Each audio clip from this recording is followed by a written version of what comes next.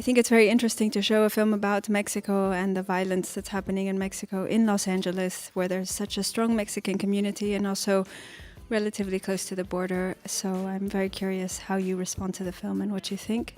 And when I went back, there was this massive hole with for 300 more bodies, and there were these 4 big mausoleums in construction, and I thought this really was a reflection of kind of the growth of violence and the kind of that obscene side of it. So the cemetery being a place where a lot of traffickers, we presume, are buried, you just don't know what's going to happen, and you can't be in the wrong place at the wrong time, and so you have to be very careful. I think the question was he a policeman or a narco or an innocent, is a question that we should be asking about the 40,000 people who've died.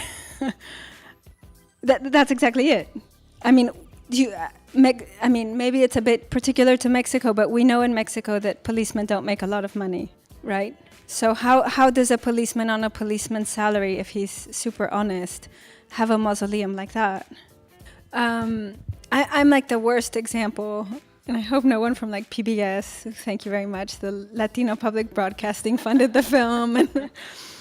But when you shoot in a country like Mexico, here you're taught, here's your long one-page release, and you're supposed to take that to someone before you start rolling your camera. If you did that in Mexico, you wouldn't have a frame, you wouldn't shoot anything. And people, they want to be seen and they want to be heard in some way, especially when you think of a society where people aren't really seen or heard. And so I have found that I think if you show interest and treat people with that kind of respect, they tend to be quite open.